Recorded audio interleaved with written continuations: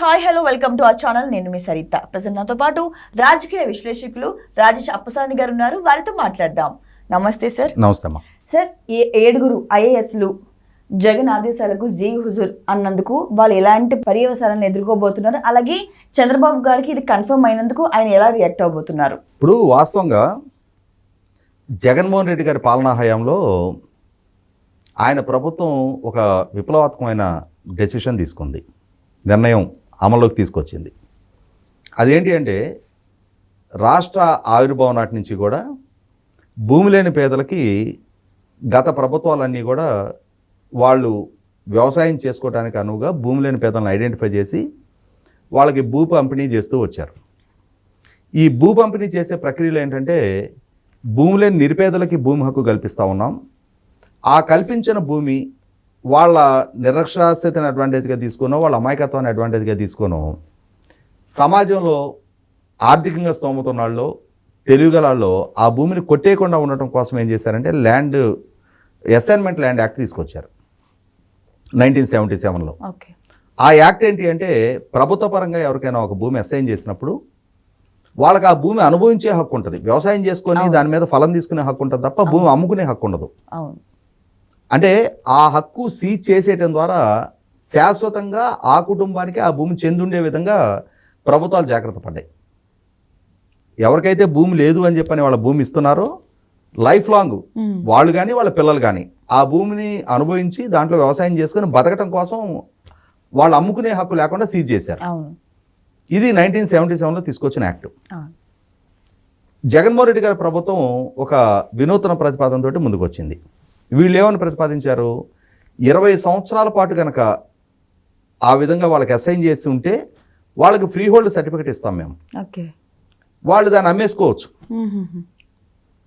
గత ప్రభుత్వాలేమో మీరు రైతు కూలీలు, మీకు భూమి లేకుండా మీరు జీవితకాలం కూలీలుగానే బతుకుతున్నారు, మీరు కూడా సమాజంలో తలెత్తుకొని బతకడానికి మీరు కూడా రైతు కూలీ నుంచి రైతులుగా మారటం కోసం మేము మీకు భూమి ఇస్తున్నాము అని చెప్పని గత ప్రభుత్వాలు అప్పచెప్తే జగన్మోహన్ రెడ్డి గారు మాత్రం మీరు అమ్ముకొని పప్పు బెల్లం కింద తినేసుకోండి అని చెప్పని అమ్ముకునే హక్కు కల్పించాలని చెప్పని ఆ చట్టానికి మోడిఫై చేస్తూ కొత్త ప్రతిపాదనతో ఆయన 596 జీవో తీసుకొచ్చాడు.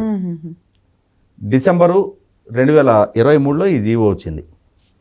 ఈ జీవో వచ్చిన వెనువెంటనే సహజంగా ఏం చేస్తారు, ఒక జీవో వెలువడబోతుంది అనే సమాచారం ముందే ఎవరికి తెలుస్తుంది, ఆ జీవోని డ్రాప్ చేస్తున్న కన్సర్న్డ్ సెక్షన్ సిబ్బంది నుంచి ఐఏఎస్ అధికారి వరకు ఆ శాఖ మంత్రికి, ముఖ్యమంత్రికి, వీళ్ళకందరికీ ఆ సమాచారం ఉంటుంది. వీళ్ళు ఏం చేస్తారు, వాళ్ళకి సంబంధించిన వాళ్ళు చెప్తారు, అరే ప్రభుత్వం వైపు నుంచి జీవో రాబోతుంది, ఇప్పటి వరకు అమ్ముకోవడానికి హక్కు లేని భూములకి హక్కు కలిపిపోతున్నాం మనం, కాబట్టి అటువంటి విలువైన భూములు అంటే ఇప్పుడు మనం హైదరాబాద్ చుట్టుపక్కల రియల్ ఎస్టేట్ వాల్యూ ఎంత పెరిగిందో మనకు తెలుసు. ఇలా పెరిగినా కూడా ప్రైమ్ లొకేషన్లో కొన్ని ల్యాండ్స్ ఉంటాయి, ఎకరం కోట్లు ఖరీదు చేస్తా అక్కడ మామూలుగా అయితే, కానీ ఇక్కడ తెలంగాణలో దాన్ని లావణి పట్టా అంటారు. అసైన్మెంట్ ల్యాండ్ ఇంగ్లీష్లో అసైన్ అంటారు, ఇక్కడ లావణి పట్టా అంటారు. వాళ్ళకి ఆ భూమి సేద్యం చేసుకునే హక్కు ఉంటుంది తప్ప దాన్ని అమ్ముకునే హక్కు ఉండదు.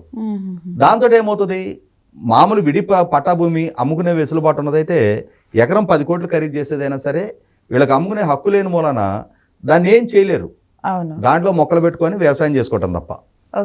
సడన్గా దానికి అమ్ముకునే హక్కు కల్పిస్తూ ప్రభుత్వం ఒక డెసిషన్ తీసుకుందనుకో, 4 ఎకరాల భూమి ఉంది, 40 కోట్లు ఖరీదు చేస్తుంది. ఈ సమాచారం బయటకు వస్తే ఆ 4 ఎకరాల ఒరిజినల్ ఎస్ఐని అతను హుషారైపోతాడు. అవును.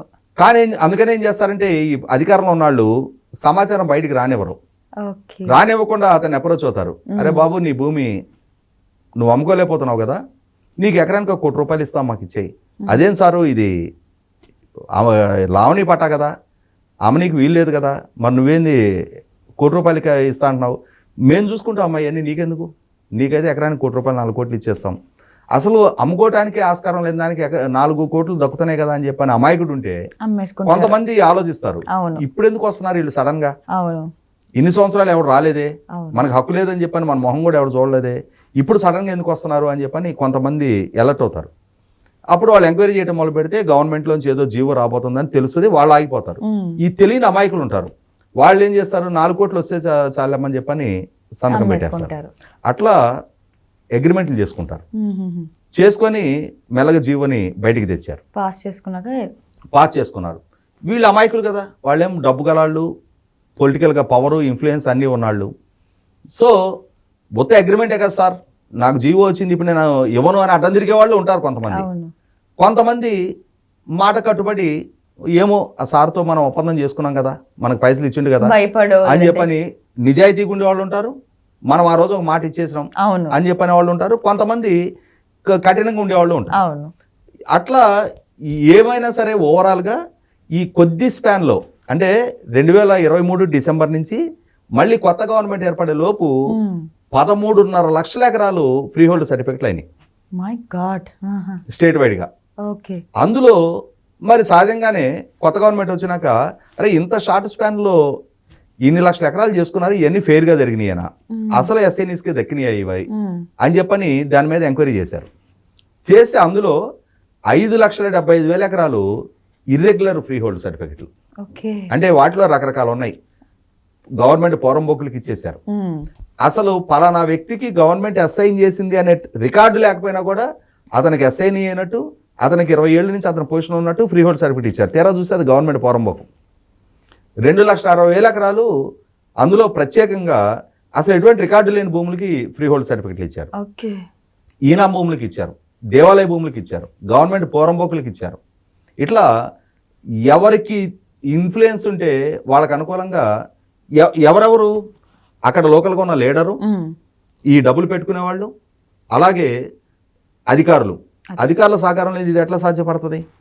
సో దీంతో 5,75,000 ఎకరాలు ఈ అక్రమ మార్గాల్లో ఫ్రీ హోల్డ్ అయినట్టుగా నిర్ధారణ అయింది. మరి అకౌంటబిలిటీ ఫిక్స్ చేయాలి కదా. ఎంత పెద్ద ఫ్రాడ్ అది. ఒక్క రాష్ట్రంలో 5,75,000 ఎకరాలు. ఒక మధ్యతరగతి వ్యక్తి ఒక 1,100 అడుగులు 1,200 అడుగులు ఒక డబుల్ బెడ్రూమ్ ఫ్లాట్ కొనుక్కోవడానికి కింద మీద అవుతుంది. ఒక గ్రామీణ ప్రాంతంలో ఒక 2-3 సెంట్లు ఇళ్ల స్థలం సంపాదించుకొని ఒక జీవితకాలంలో అతను ఒక ఇల్లు నిలవేసుకోవడానికి జీవితకాలం కష్టపడుతున్నాడు.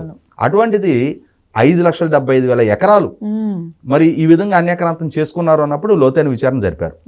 జరిపిన తర్వాత ఇప్పుడు అందులో నిర్ధారణ అయింది ఏంటి అంటే 7 IAS అధికారులు, 2 కలెక్టర్లు, 5 జాయింట్ కలెక్టర్లు, తహసీల్దార్లు, రెవెన్యూ ఇన్స్పెక్టర్లు, VROలు, ఇంతమంది కలగలిసి అక్రమాలలో బాధ్యులు.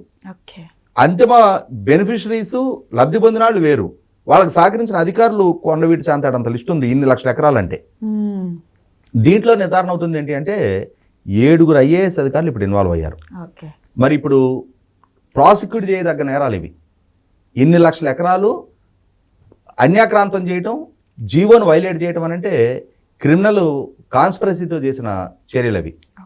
వాళ్ళని ఉద్యోగాల నుంచి ఊస్టింగ్ చేయటమే కాదు, ఖచ్చితంగా క్రిమినల్ ప్రొసీడింగ్స్ కూడా. వాళ్ళకి ఎలాంటి సిచ్యువేషన్స్ ఎదురవుతాయి సార్? అంటే ముందు వాళ్ళకి ఎలాంటి శిక్ష పడవచ్చు? దాని మీద కొంచెం 100% ప్రభుత్వం కనుక స్ట్రిక్ట్ గా యాక్ట్ చేస్తే వాళ్ళని సస్పెండ్ చేయటమే కాదు, 100% ప్రాసిక్యూట్ చేయాల్సిన అవసరం ఉంటుంది. అయితే ఇక్కడ ఇన్ని లక్షల ఎకరాలకు సంబంధించి అంటే చాలా మంది MROలు ఉంటారు, VROలు ఉంటారు, రెవెన్యూ ఇన్స్పెక్టర్స్ ఉంటారు, సర్వేయర్లు ఉంటారు, సబ్ రిజిస్ట్రార్లు ఉంటారు. అంటే కొన్ని ఇందులో 25,000 ఎకరాలు రిజిస్ట్రేషన్ కూడా జరిగినాయి. అందులో అంటే వేరే వాళ్ళకి అమ్మేసుకున్నారు. అందులో 8,000 ఎకరాలు అక్రమ మార్గాల్లో రిజిస్ట్రేషన్ జరిగినాయి.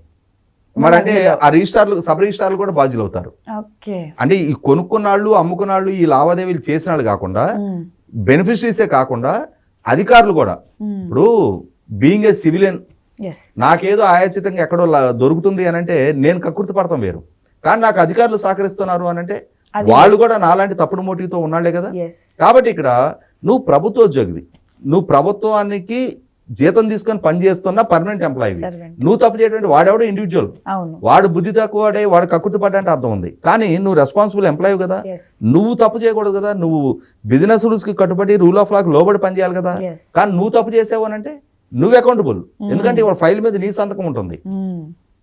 కాబట్టి ఇక్కడ బెనిఫిషరీ ఎవరైతే ఈ లబ్ధి పొందిన వాళ్ళు ఉన్నారో వాళ్ళని ఏ విధంగా ప్రాసిక్యూట్ చేయాలో వాళ్ళకి సహకరించిన అధికారులను కూడా ప్రాసిక్యూట్ చేయాల్సిందే. ఇక్కడ ప్రభుత్వం ఎట్టి పరిస్థితుల్లో ఉపేక్షించడానికి వీల్లేదు. ఎందుకంటే ఇక్కడ 7 IAS మీద ఒకేసారి ఎలా చర్య తీసుకుంటారు?